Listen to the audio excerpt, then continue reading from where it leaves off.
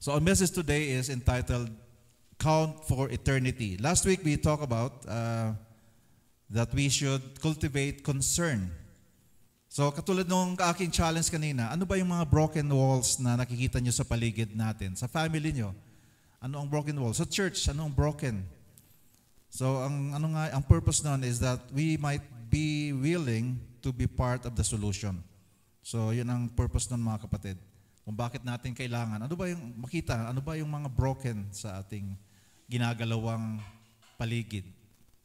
So meron na ba kayong na-identify? Ano ba mga broken systems in your surroundings? Balikan lang natin yung kung bakit nagkaroon ng realization si Nehemiah. Let's just go back for a bit of review. So last week, dun sa passage, can we take a look at the passage, Dominic?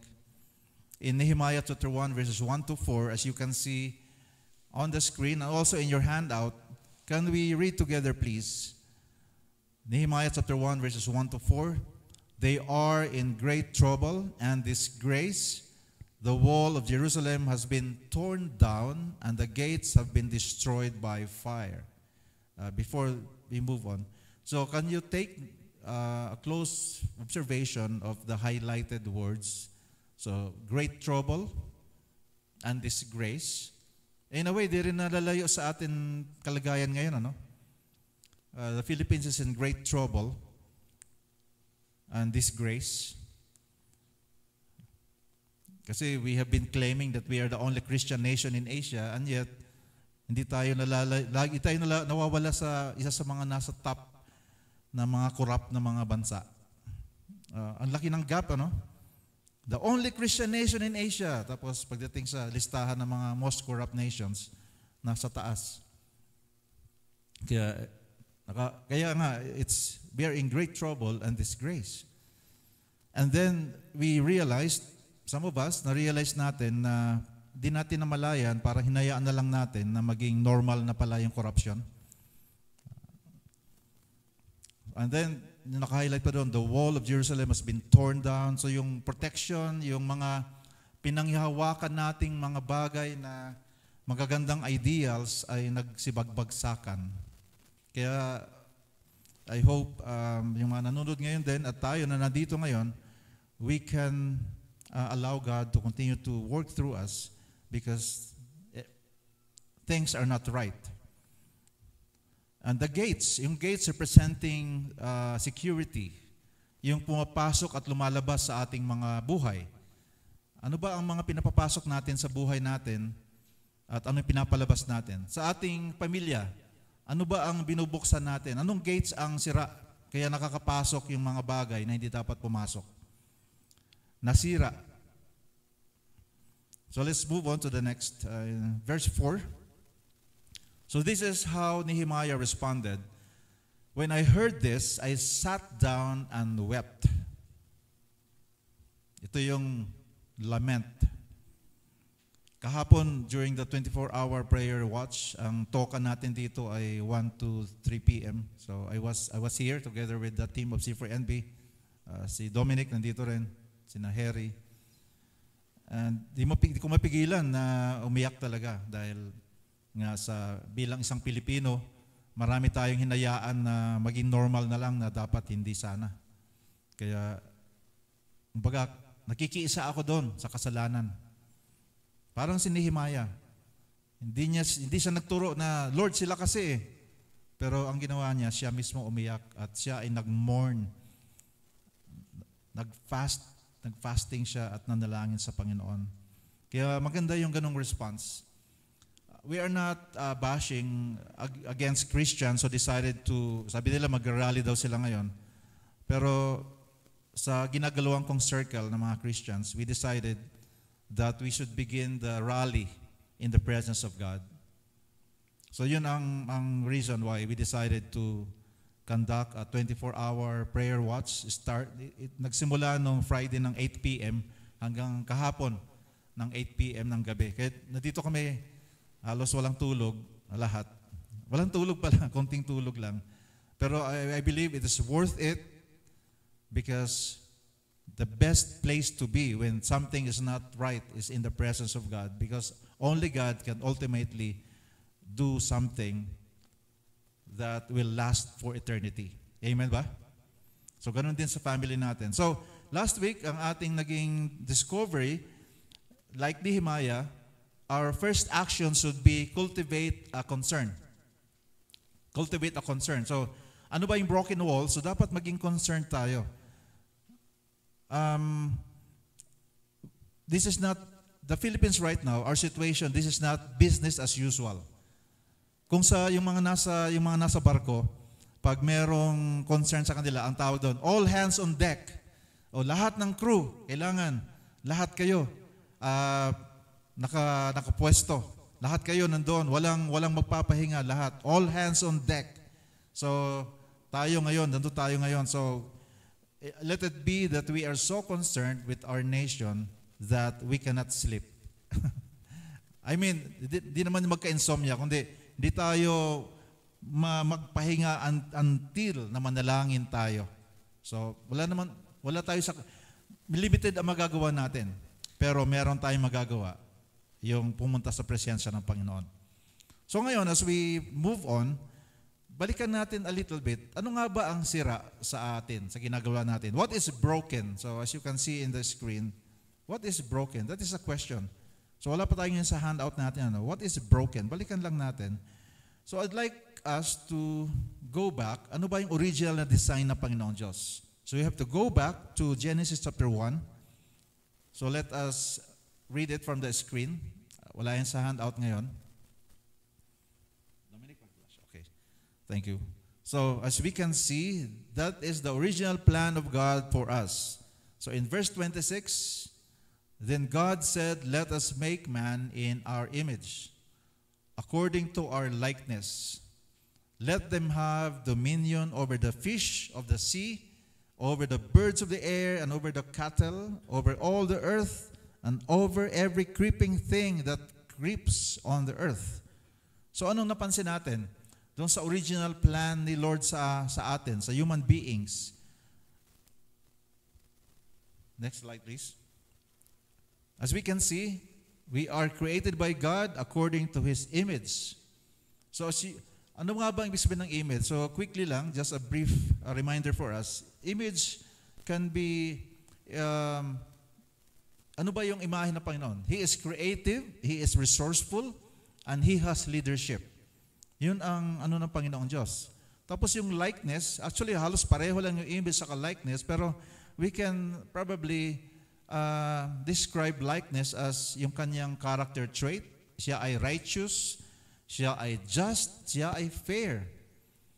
Lahat na ng attributes ng isang perfect na being, honest, lahat na. Gano'n na siguro, lahat na yon, yung likeness. Tapos, ang isang description sa atin ay we should have dominion. Ibig sabihin, we are called by God to manage growth. Because our God is a God of growth. Siguro marirecall natin ngayon sa entire Bible, God did not create us to manage trouble or to manage deficit, to manage kakulangan. Kaya nga, ang ano sa atin, ang mandate is to manage growth because our God is the one who, ang kanyang nature is to make things grow, so dapat mag-participate tayo. So, kung pansinin nyo ngayon yung original plan ng Panginoon Diyos sa atin, yung nangyayari ngayon sa ating bansa, yung iba, magaling sa image, yun, may leadership, creative, resourceful, magaling dumiskarte, madiskarte ng tunay, at alam nila mag-dominate, mag-dominion, alam nila mag-manage. Ang problema nga lang, wala silang likeness. So walang righteousness, walang holiness. Kaya siguro, malalaman nyo na ngayon, kaya pala ganon. Magaling sila, marunong silang mag-manage, pero wala sa kanila yung kabanalan ng Panginoong Diyos. Pwede rin yung iba, magaling sa managing ng growth, pero sablay naman sila sa creativeness, pero hindi pwede na mag-manage ng growth pag hindi ka creative. No? So, I believe magkasabay yun. If you are creative and resourceful, then you can be able to manage to manage. Kaya lang, you are managing growth pero to the detriment of other people. Meron kang nasasaktan. Kaya kasi nga, wala kayong likeness ng Panginoong Diyos. On the other hand, ang church, magaling tayo pagdating sa image at saka likeness. Dito, sanay tayo to quote Bible verses at alam natin kung paano mabuhay ayon sa kalooban ng Panginoong Diyos. Kaya lang, ang iba sa atin sa church ay nakalimutan natin na we are called to manage growth. Pero buti na, natutuwa ako dito sa church natin. Marami nang natututo na mag-manage ng growth. Pero dati lahat tayo, marami taga-church na ang minamanage ay hindi growth. Ang minamanage, lahat naman tayo guilty in the past, Kasama na ako doon. Ang minamanage ay deficit. Minamanage ay utang. But we are not created by God to manage utang. Kasi sa Proverbs, nilagay doon ni King Solomon na yung mangungutang ay siya ay alipin na nagpapautang. Naalala ko nung panahon na ako ay mangungutang. Maliit ang aking mundo. Kasi iniiwasan ko siyang makita. Kaya kawawa pag Hindi ko kinokondem yung nangungutang dito. May nangungutang na negosyante, pero kwinenta nila kasi alam nila yung return. Na yun ang the best na instrument or financial instrument ay gumamit ng mga lending institutions kasi marunong siya mag-manage. So, para sa mga nangungutang, para gamitin sa business, pero dahil marunong kayong mag-manage ng growth, walang problema doon. Ang problema, kung hindi marunong mag-manage ng growth, tapos walang creativity, tapos walang kabanalan ng Panginoong Diyos sa buhay niya, ayun, we would end up managing deficit. Kaya nga yun, nung na-realize ko to, di ba? Buti na lang dito sa church, natututo tayo. Amen ba? We are learning. Kasama na ako doon.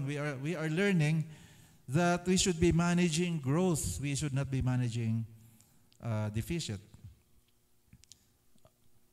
Amen ba? Amen? So, yan. Alam na natin yung mga broken system ngayon dito, no? So, ituloy lang natin ngayon. So, ang isang nilalang na Panginoon Diyos, Dominic, balik muna. So, therefore, if we want to be part of fixing broken walls, we have to realize that it begins with each one of us.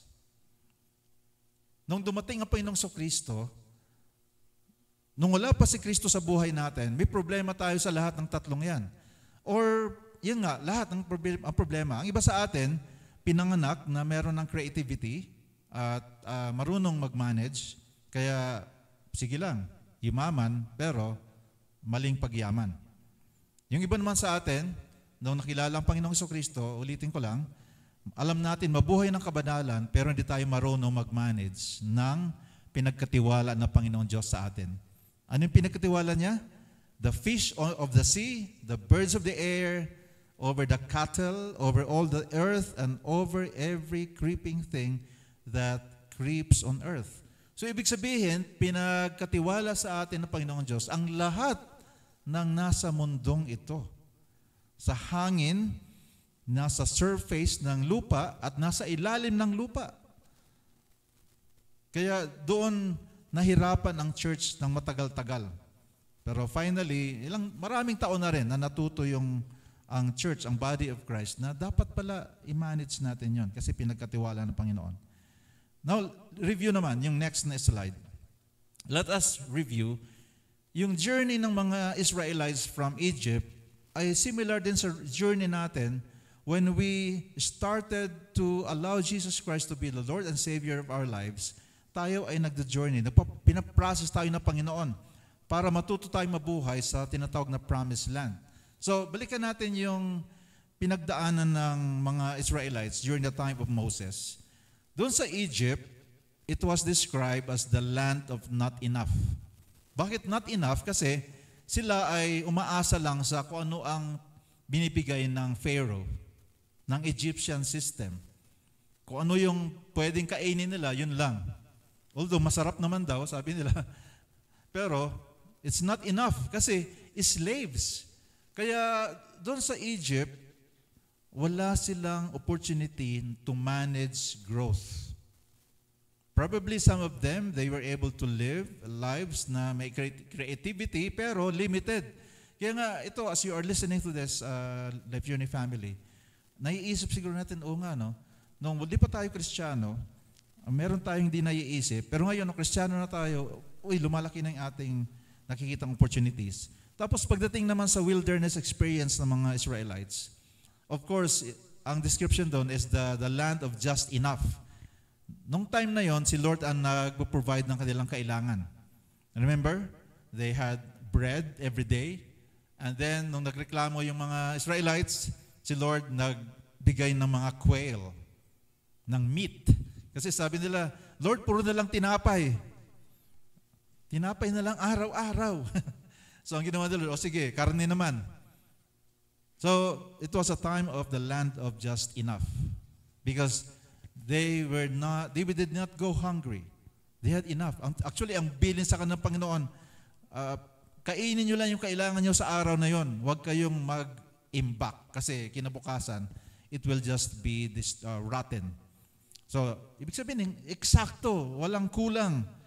Pero, ang plano ng Panginoon Diyos ay dalhin sila sa promised land, the land of more than enough. I have to tell you something. This is significant. Doon sa Egypt, saka sa wilderness, merong mga miracles si Lord para sa provision, di ba? Sa Egypt, miraculously, kahit na sila ay mga alipin ng Pharaoh, they were able to survive. Mga healthy ang mga Israelites. Kaya nga, nabahala ang Pharaoh at ang kanyang mga kasamahan. Kasi itong mga Hebrews, dumadami. Napaka-healthy nila, napaka-productive, anak ng anak. Miracle yon. Tapos, para sila ay makalaya from Egypt, God provided a series of miracles, yung 10 plagues that caused the Pharaoh to say, okay, you can go. Israelites, you can go. Miracles yon. Tapos sa wilderness, of course, araw-araw yung food, saka yung pillar of fire, by night, and pillar of cloud by day, guiding them towards their journey to the promised land. So, in these two stages of their journey, miracles upon miracles. But when they arrive at the promised land, wala nang miracles halos. Bakit? Kasi sa promised land, yun na yung kailangan gamitin ng mga Israelites, yung binigay sa kanila ng Panginoon na abilities. Naalala niyo ba, nung bago tayong Kristiyano, ang daming kamangamangha na mga miracles, wow. Pero nung tayo ay tumatagal na sa pagiging Christians, parang bihira na yatang miracle. Bakit? Kasi kasama na natin ang Panginoong Diyos. Ang purpose kasi ng miracle para ituro tayo papunta doon sa nagbibigay ng miracle. Kaya nga ang tawag niya sa New Testament, signs and wonders. Anong purpose ng sign? To point us towards the one who produces everything. So, kaya yun ang purpose. Kaya huwag kayong magtaka kung matagal na tayong Kristiyano na parang wala na yata yung katulad ng miracles noon. Naalala ko yung mga nung araw din na parang kahit na wala akong gawin, may nangyayari. Kasi si Lord, pinapakilala niya sarili niya. Pero nung tayo ay through the Word of God, alam na natin ang dapat gawin bilang isang anak niya, kailangan i-live out na natin ang ating pagiging anak niya. Hindi ibig sabihin na kailangan natin tulungan si Lord, kundi because we have more than enough already. Kaya nga sabi sa Corinthians, diba, sabi ni Paul, in Christ, yes and amen lang. Ibig sabihin, we say yes to the Lord and then we obey what He wants us to do. So we function our being believers in the Lord Jesus Christ. Amen ba? Kaya nga, I'm sure yung nakaka-relate yung nandito ngayon dito sa on-site. Alam ko, yung nandito ngayon, na isa sa buhay nyo to, unti-unti nang nakikita nyo, oo nga. Kaya kailangan pala i-live out na natin yung kakayahan na binigay ng Panginoon Diyos. Hindi para tulungan siya, kundi kasama natin siya araw-araw. Kaya di na kailangan na ng sign kasi nandyan na siya, kasama natin eh. Kaya nga, I would always correct Christians who have been following the Lord for some time na sabi nila, nagpe-pray ako ng sign kay Lord. Di mo na kailangan ng sign kasi kasama mo si Jesus araw-araw. May wisdom ka na dapat. So dapat you consult the Word of God, you talk to the Holy Spirit. You don't need the sign anymore because you are a child of God already. Amen ba? Yung mga nasa online. Hindi na kailangan ng sign if you belong to Jesus. Ang kailangan ng sign yung wala pa kay Kristo para maituro sila papunta kay Kristo. Amen? Amen ba? Kaya tayo mga Christians, we don't look for the sign because Jesus is with us already. Okay, I have here last slide ito before we move. Malapit na tayong mag-move sa ngayon. Pinaka-meat ng ating yung message ngayong umaga. Here is an example of the gap that happens when we become believers of the Lord Jesus Christ.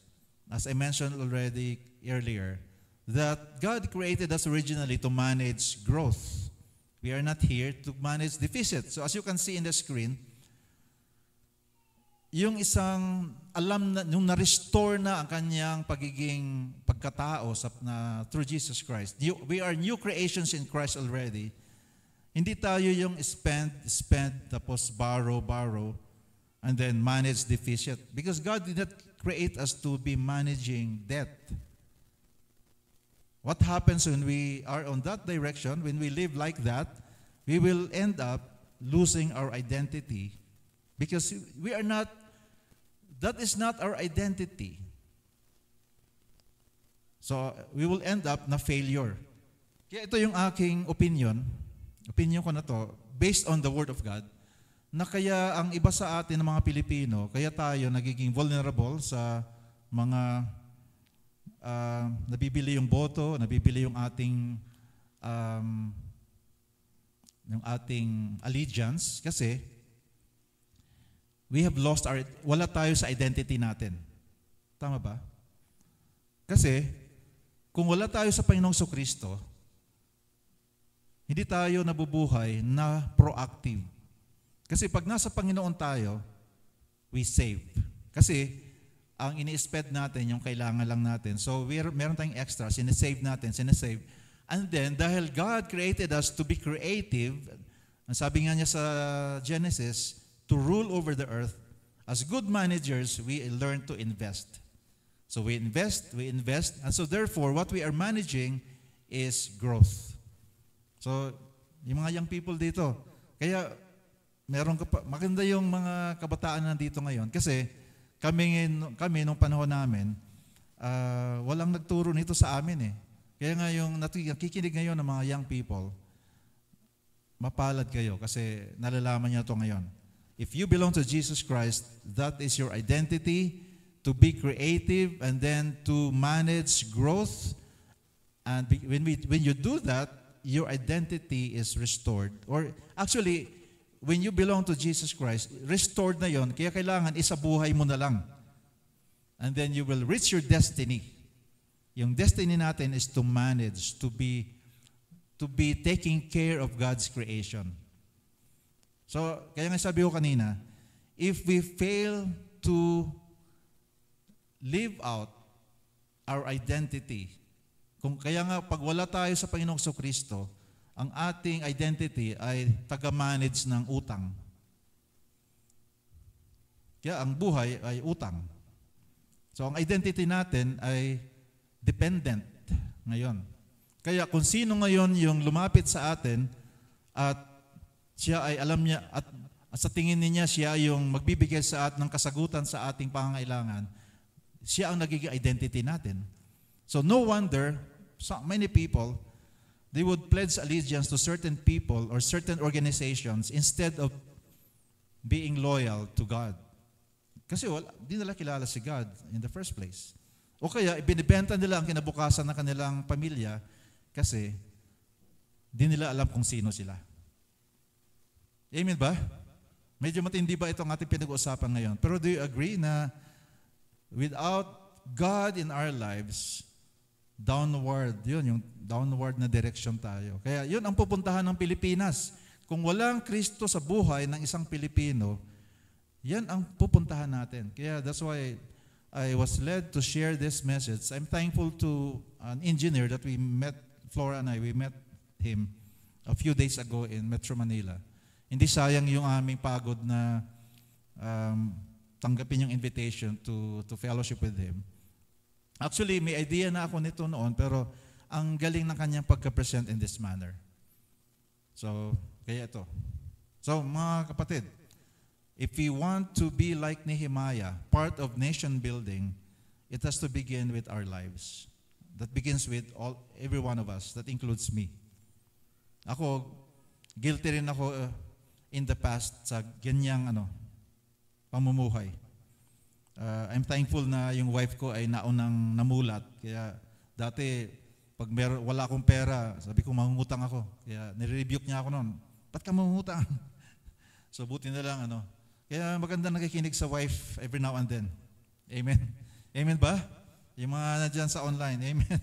Amen ba, sister? Makinig tayo sa mga wife natin, mga husbands. Di ko na sinasabi na lagi silang tama, pero marami silang sinasabi na tama. Marami rin silang mga hindi tama, pero kaya nga we are learning together. So amen ba yon, mga kapatid? So balikan natin yung slide ulit na pinaka-fundamental. In order for us to be like Nehemiah, we have, because of Jesus Christ in our lives, we have to cultivate, allow God na mag-flourish yung image niya sa atin, being creative, resourceful, may leadership, tapos mabuhay tayo ng kabanalan, hindi dahil sa sarili nating effort, kundi sa presensya ng Panginoong Diyos. Maging righteous tayo, magkaroon tayo ng justice at fairness. At the same time, hindi lang yung bahala na si Lord na mag-i-bless tayo, kundi yung pinagkatiwala sa atin ng skill ng Panginoong Diyos, i-cultivate natin ng gusto so that we can manage growth. Amen? Kaya, amen. Kaya if we live out our restored likeness, restored image, and restored dominion through Jesus Christ, then that is the time that we can live out like Nehemiah, part of the nation building. Kasi wala tayong karapatang magsisigaw sa kalsada kung tayo mismo ay part pala ng kamalian ng ating ginagalawan. Kaya, let's continue to declare that our obedience to Jesus Christ will result for us in living out that kind of life.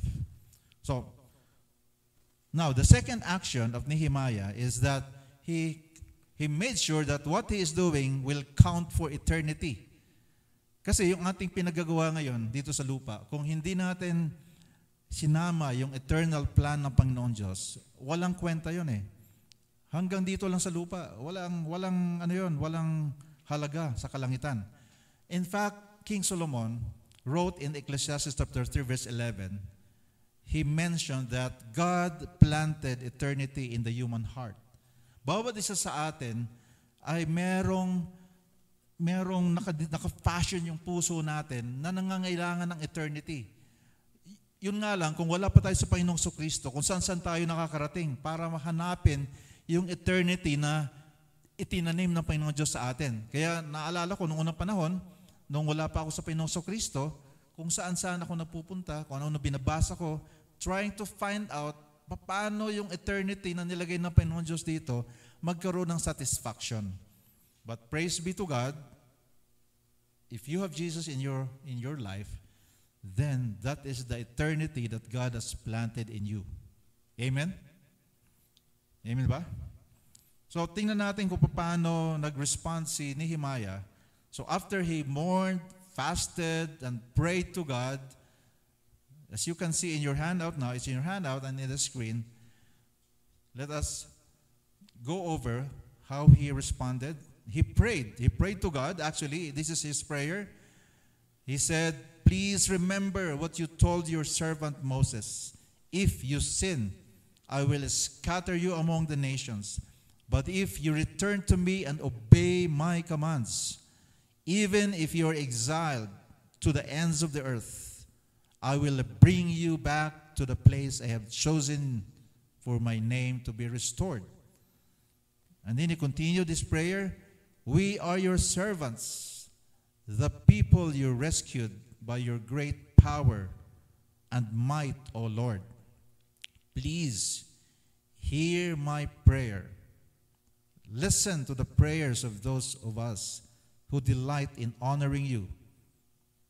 Please grant me success now as I go to ask the king for a great favor. Put it into his heart to be kind to me.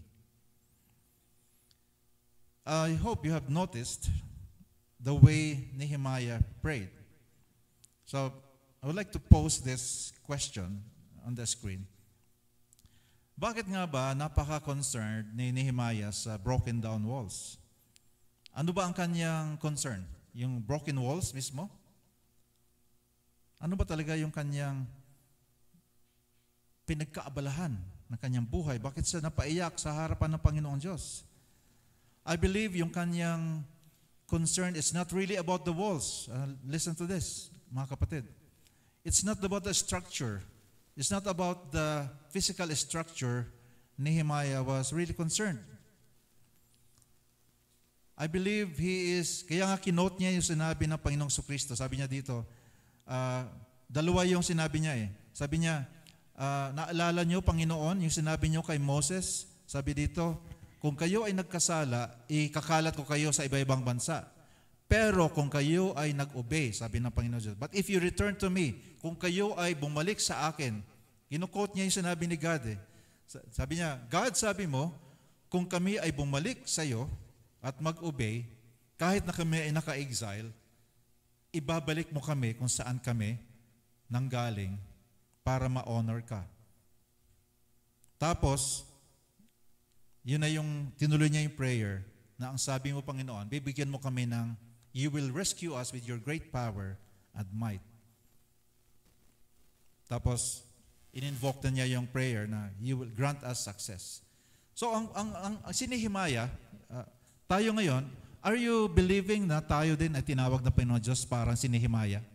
Na maging bahagi tayo ng pag-aayos ng ating ginagalawan, ng ating pamilya, ng ating church, ng ating community, ng ating bansa. Tanggap niya ba yon? So, ibig sabihin ngayon, like Nehemiah, ang concern niya is not about the structures, yung broken walls. It's about people being brought back to their rightful place. Actually, it's in the screen right now. Nehemiah's concern was about God's people taking their rightful place in God's plan. Kahit anong gawing programa, kahit anong gawing reforma ng ating bansa, kung hindi tayo, ang tao ay hindi babalik, hindi siya maibabalik sa plano talaga ng Panginoon Diyos, walang tunay na transformation sa ating bayan. Amen? Yun lang talaga ang tanging paraan para mabago ng tuluyan ang bawat isa sa atin. A lot of things have been done. Kaya nga naalala ko yung sa Philippine National Police. Bakit nabuo ni na Brother Cesar yung Bless Our Cups, sila ni na Brother Boy Manuel, saka yung tatlo pang officers na Christians, si Brother Bong Durana, Brother Lindon at Brother Mau. Kasi na-realize nila na kahit anong ginawang mga transformation program ng Philippine National Police in the past, walang nangyayari. Ang kailangan talaga ang Panginoon, Jesucristo. Kaya nga yung tagline nila na realize, Jesus in every policeman's heart. Ngayon, para maging generic, ginawa nilang nila, God in every cup. Kasi yun lang talaga ang magpapabago sa isang tao. So, ganoon din sa atin, sa mga classmates natin. So, we can only experience good success when we are back into our rightful place in the plan of God. Because there is only one thing that will last into eternity. So, career, of course, si Lord naman nabigay din ng mga career natin. Siya nagbibuild ng reputation natin, ang money. Pero lahat yon, yung kung ano man yung taglay, kung taglay ko man yan at marami pa, hindi yan pang eternity eh. There is only one thing that will last in eternity. People.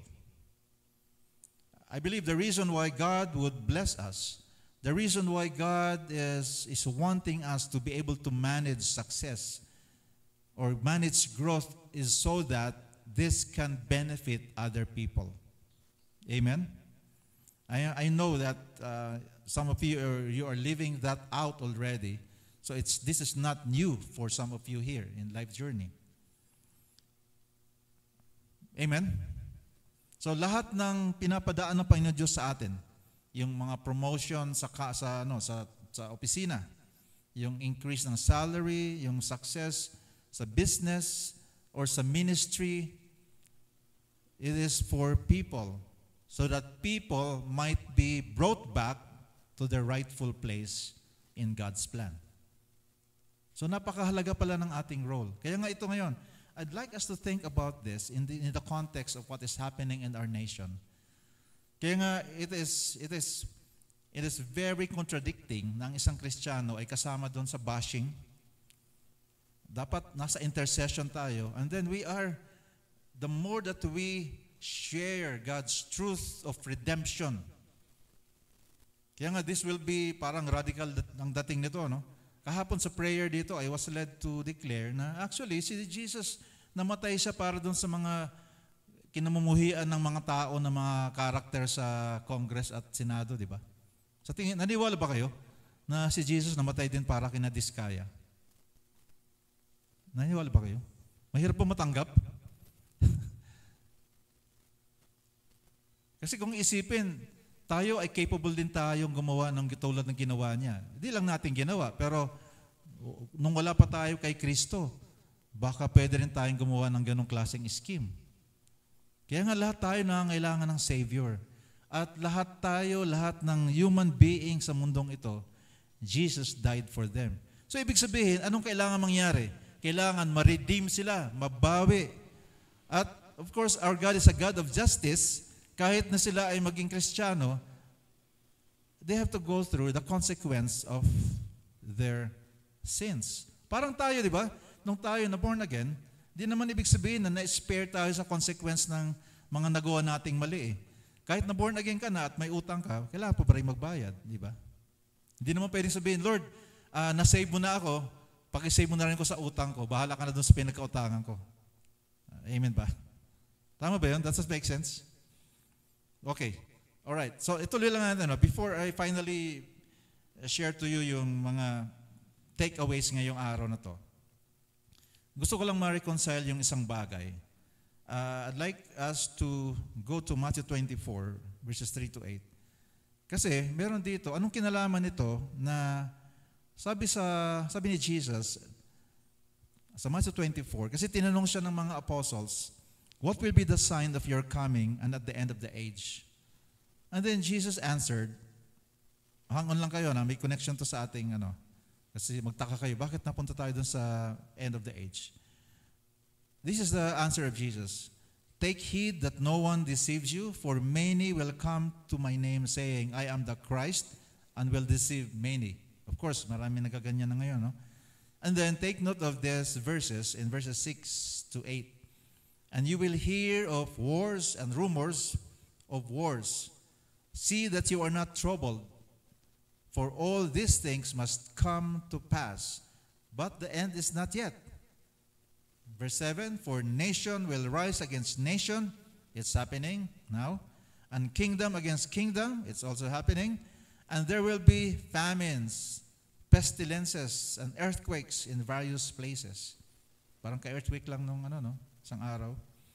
All these are the beginning of sorrows. So beginning pa lang to. So anong kinalaman nitong mga calamities ngayon?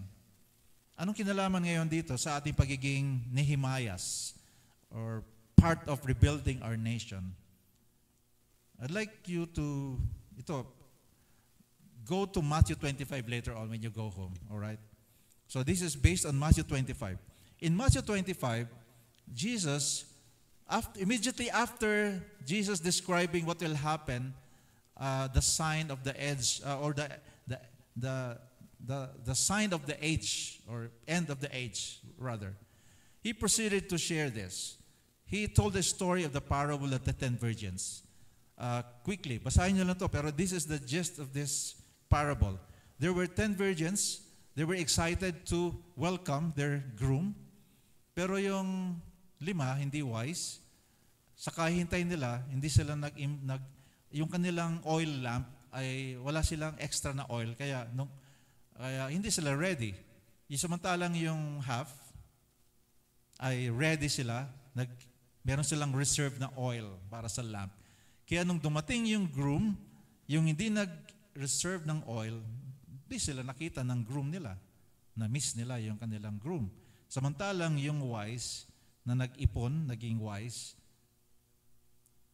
meron sila, na-meet nila yung groom nila. So this is about wisdom. This is about discernment. This is about preparing for God's promise. And then yung parable of the talents, this is familiar sa atin to, no? Remember the story? There were 3 guys. Yung businessman, napakayaman na businessman, yung isa, binigyan ng 5 talents. Yung isa, 3. Yung isa, 1. Yung 5, after some time, bumalik yung boss. Yung 5, na-multiply niya yung kanyang ni-receive na talents or puhunan, capital. Capital yun eh. Na-doble yung capital na pinagkatiwala sa kanya. Pati rin yung, yung yung second. Na-doble din niya. Kaya anong sabi ng master? Good and faithful servant. Kasi nag-function siya according to God's design for him. Remember yung ating original plan ng Panginoon? Creative, maayos magtrabaho, at marunong mag-manage ng growth. Samantalang yung isa, pa-safe siya. So wala siyang ginawa. Tinago lang niya yung talent na pinagkalob sa kanya. Kaya nung bumalik yung master, hinanapan siya, wala. Wala akong ginawa. Kasi baka mawala sabi niya. Akala niya na bipilip sa kanya si master. Pero pinagalitan siya at kinuha pa yung talent na yon at binigay doon sa una. At nirebuke siya na sana man lang, ininvest mo na lang, sana nilagay mo sa bangko para man lang magkaroon ng interest. Pero wala kang ginawa. Useless ka. So nakikita doon, kung hindi natin isinasabuhay yung restored na pagkatao natin sa Panginoon, useless pala tayo. Parang ang sakit nun. Pero kung tayo ay nasa Panginoon, hindi mangyayari yun Kung tayo ay patuloy na nakikinig sa salita ng Diyos at nagde-decide na mag-obey sa Kanya, we will not end up like that third person in the parable of the talents. Ngayon, anong connection ito sa Matthew 24 na maraming nangangailangan, maraming lindol, maraming calamities dito sa Pilipinas? Of course, medyo man-made, magkahalong man-made yung baha at natural na event, pero disaster pa rin yon. Ano ang connection ng Matthew 24 na maraming nangangailangan saka itong Matthew 25? Ayun, ministry. Kaya kung tayo na mga anak ng Diyos ay marunong tayong mag-manage ng pinagkatiwala sa atin ng Panginoon Diyos, tayo yung magiging blessing pag merong nangangailangan. Kaya nga nakakalungkot na pag merong calamity, may bagyo, yung mga Christians kasama pumipila. At pumipila doon sa mga grupo na sila ay nakapaghanda. Kaya nga, matagal na namin napapag-usapan to ng mga Christian brothers natin sa Bless Our Cups na, sige, magkaroon tayo ng isang tinatawag na storehouse. So yung mga anak ng Diyos, dapat tayo, maging ready tayo na maging blessing pag may calamity. Amen? So yun ang connection. So, magagawa lang natin ito na meron tayong pang-ministry, pang-tulong, pang-provide ng ministry kung tayo isinasabuhay natin yung original na plan ng Panginoong Diyos sa atin. At yun ay naibalik through Jesus Christ. Amen ba? Amen? Amen? Amen? So, ito ngayon. Sa 1 Timothy chapter 6 verse 18. Si Paul, sabi niya kay Timothy, sabihin mo to sa mga disciples mo, tell them to use their money to do good. They should be rich in good works and generous to those in need, always being ready to share with others. Walang description dito na gawin mo to kung mayaman ka na. Actually, we can start small. That's why in the word in Genesis, yung ating pagiging manager, it began with just ruling over the fish lang muna. We can start small, and then the more that we do it, then the more that God will bless us, and the more that we can receive from the Lord, and the more that we can give.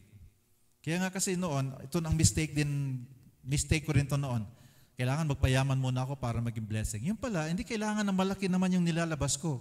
Kung anong leading sa akin ng Lord, kahit maliit lang, basta maging blessing, I am already allowing myself to be an extension of the Lord. Amen? Kaya huwag niyong sabihin na, ay, estudyante lang kasi ako, paano ko magiging blessing? Naghihintay nga lang ako ng allowance na padala. It's not about how large or small you are allowing yourself to be a channel of blessing. It's about obedience to the Lord. So, pero dito sa Life Journey, wala tayong pakonsensyahan dito. Ang prayer ko dito is that as the Lord touches you, you respond to God. Because if you respond to God, then God will be the one to replenish what you have released to others or for the ministry. So, ito na ngayon, as we conclude our time together, how to count for eternity. So kanina, it has been established that the most important commodity to God is people. So first, we should ask the question, ask what people can you influence? So with your capacity as a manager of God's resources, ask what people can you influence? Sino yung mga taong yon? Hindi coincidence na merong mga tao sa paligid mo. Kahit yung mga nasa eskwelahan, hindi accident na meron kayong classmates na ganon.